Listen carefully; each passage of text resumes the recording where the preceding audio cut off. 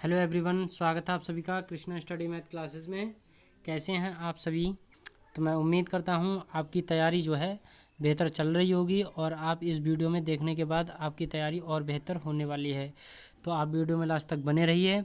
मैंने इसका पार्ट 1 करा दिया है। पार्ट 1 में कुछ भी नहीं कराया है प्रश्नावली का, सिर्फ और सिर्फ उसमें इंट्रोडक्शन बताया है। ठीक है, यानी बेसिक नॉलेज बताइए और मतलब साइन थीटा कॉस थीटा के जितना भी फार्मूला इस प्रश्नावली 8.1 से हैं वो सभी मैंने बता दिए हैं। ठीक है, जो आगे फार्मूले यूज होंगे वो आगे मैं बताने वाला हूँ अगली वीडियो में।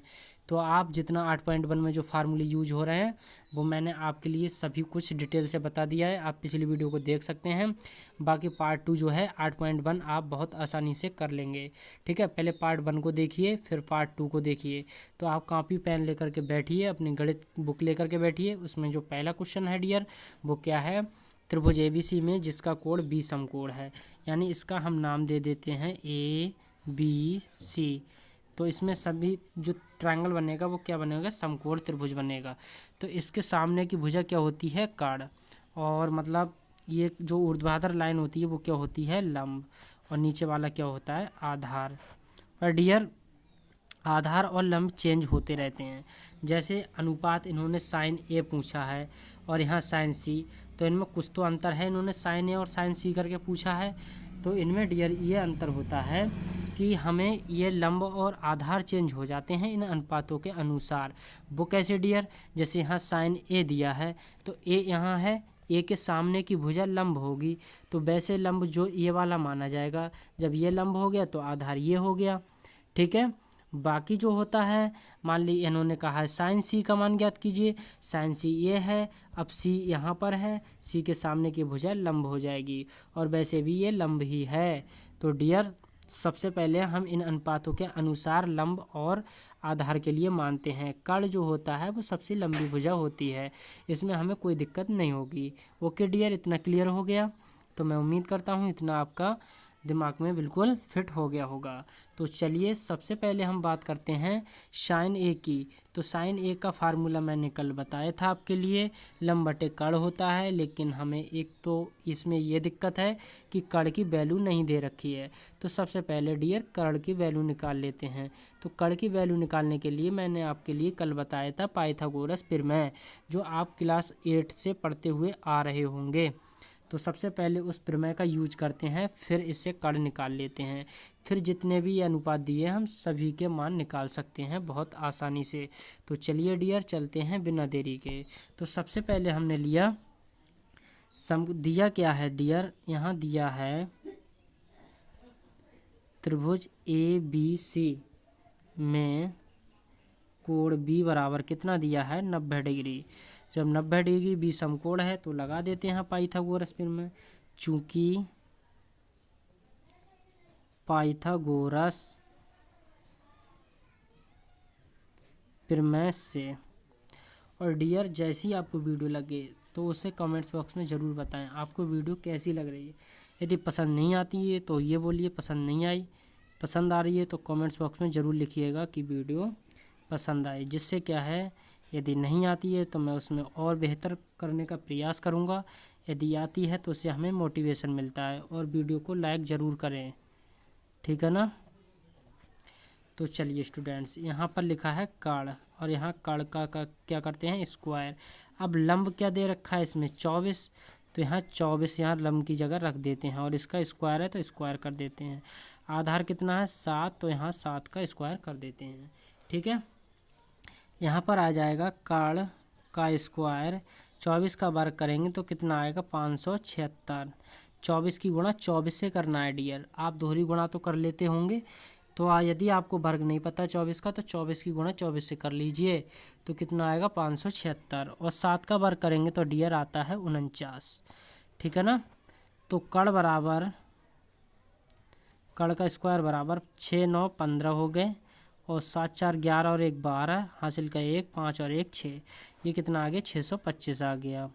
तो यहाँ पर कर्ण और का स्क्वायर 625 आपको पता है। 625 का वर्गमूल क्या होता है डियर? 625 का वर्गमूल होता है 25 और 25 का गुणा 25 से करते हैं तब आता है 625। तो आप यहाँ से स्क्वायर स्क्वायर काट सकते हैं। तो कर्ण बराबर कितना आ गया? कर्ण बराबर आ गया 25 सेंटीमीटर। अब हमें कोई दिक्कत नहीं होगी क्योंकि हमें जो कागजी निकल आया, तो हमें क्या दिक्कत, अब सभी अनुपात हम बहुत आसानी से निकाल सकते हैं। तो सबसे पहले क्वेश्चन क्या दिया है डियर, यहाँ दिया है साइन ए और यहाँ कॉस सी कॉस ए। तो सबसे पहले साइन ए का मान निकालते हैं। मैंने आपके लिए बताया था यहाँ पर कि लाल बटे कक्का बताया था कल फार्मूला। यहाँ क्या लिखा था, साइन, यहाँ कॉस थीटा, यहाँ टेन थीटा, यहाँ कॉसेक थीटा, यहाँ सेक थीटा और यहाँ कॉट थीटा। तो साइन ए बराबर जो फार्मूला होता है वो होता है लंब बटे कर्ण। तो डियर लंब देखिए, अब जहाँ साइन ए पूछा है तो देखिए, अब इसमें त्रिभुज में समझिए, जो कर्ण है वो तो भुजा स्थायी रहती है, ये वाली भुजा तो जो कर्ण है, जो सबसे लंबी भुजा वो कर्ण ही रहेगी। लेकिन ये आधार और लंब चेंज होते रहेंगे, जैसा अनुपात बोलेगा उसी तरीके से। जैसे इन्होंने बोला है साइन ए, अब ए कोण ए वाला है, इसके सामने की भुजा लंब मानते हैं। जो कोण पूछेगा उसके सामने की भुजा को हम क्या बना लेंगे, लंब बना लेंगे। अब यहाँ दिया है साइन ए, अब ए के सामने की भुजा लंब ये हो गई 7, तो हम ऊपर क्या रखेंगे, लंब यहाँ दिया है तो यहाँ रख देंगे, कितना रखेंगे 7 बटे, अब कर्ण तो हमारा यही है तो कितना आ गया 25। तो साइन ए का जो मान आया फाइनली वो आया साइन ए बराबर 7 बटे 25, यह आंसर आ गया। अब दूसरा पूछा है हमसे कॉस ए, तो कॉस ए में भी यही करेंगे, कॉस ए बराबर, अब यहाँ देखिए, यहाँ समझिए कॉस थीटा ये है, कॉस थीटा बराबर क्या होता है, आधार बटे कर्ण। आधार बटे कर्ण होता है डियर, तो यहाँ रखेंगे आधार और बटे कर्ण। अब इसमें देखिए त्रिभुज में आधार कहाँ है, लेकिन यहाँ कॉस ए की बात करी गई है ना, तो ए के सामने की भुजा लंब, तो आधार ये होगा ना डियर, आधार क्या होगा 24 होगा, तो 24, कर्ण तो बाकी वही रहेगा। तो आधार की जगह हम कितना रखते हैं, यहाँ रख लिया हमने 24 और कर्ण कितना है 25, तो इसका भी आंसर आ गया बहुत आसानी से। अब देखिए दूसरा क्वेश्चन इसका दिया है, इसी का दूसरा क्वेश्चन दिया है डियर, यहाँ दिया है साइन सी और यानी कॉस सी। तो सबसे पहले हम साइन सी का मान निकालते हैं। तो इतना तो आपको पता ही है, साइन सी की साइन क्या होता है, लंब बटे कर्ण। अब इन्होंने सी बोला है, अब इस त्रिभुज में जाइए, सी कहाँ है, ये स्टूडेंट्स को ये बहुत सारी कन्फ्यूजिंग होती है कि कभी मान लंब ये मान लिए, कभी कर्ण ये मान लिए। तो मैं उम्मीद करता हूँ आपको इस वीडियो में देखने के बाद ना सारी की सारी ये दिक्कतें दूर हो जाएंगी। तो यहाँ देखिए साइन सी के सामने की भुजा क्या हो गई, यही होगी जो लंब है, तो 24 है, ठीक है। तो साइन सी का लंब की भुजा कितनी होगी 24 और कर्ण 25, तो इसका जो आंसर आएगा वो कितना आएगा 24 बट्टे 25। अब बात आती है कॉस सी की, कॉस सी बराबर होता है आधार बटे कर्ण। आधार कितना दिया है, साइन सी है ना, तो आधार वही रहेगा जो लिखा है मैंने, साइन सी के सामने भुजा लंब, तो आधार यही होगा ना, तो 7 और 25 तो है ही कर्ण, तो इसका मान जो आंसर आ जाएगा वो कितना आ जाएगा 7 बटे 25। तो उम्मीद करता हूँ डियर ये पहला क्वेश्चन जो है वो आपके लिए समझ में आया होगा। यदि नहीं आता है तो कमेंट्स बॉक्स में लिखिए, तो मैं और बेहतर कराने का प्रयास करूँगा। लेकिन उम्मीद ये 99% समझ गए होंगे, ठीक है।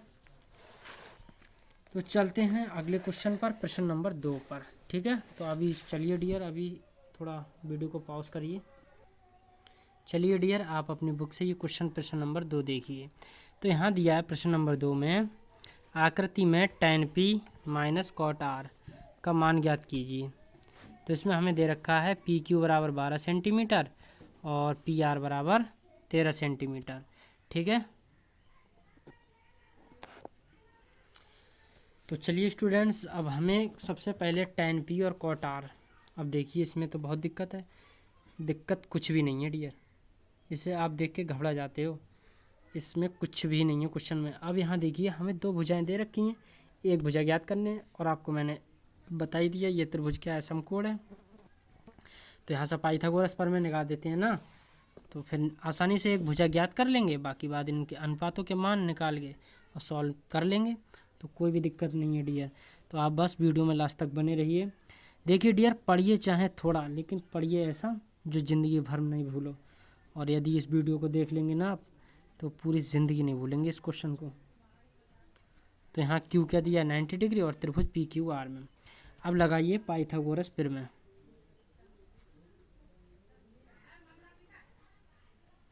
पाइथागोरस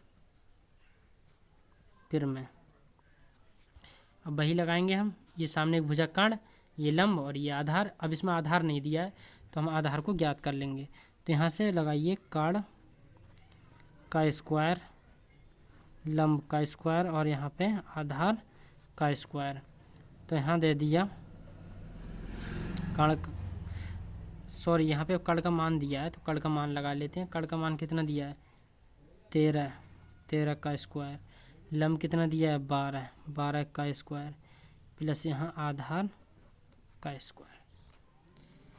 अब 13 का वर्ग 13 की गुणा 13 से करेंगे तो कितना आएगा, 169। 12 के 12 से करेंगे तो 144, प्लस यहाँ आधार का स्क्वायर। अब 169 144 को इधर ले आइए तो माइनस के हो गए, और यहाँ लिखेंगे आधार का स्क्वायर। 169 में से 144 माइनस करिए तो कितना बचेगा, 25 बचेगा ना। कितना बचेगा, 25, यानी 16 9 25, हाँ 25 ही बचा। और यहाँ आधार का स्क्वायर।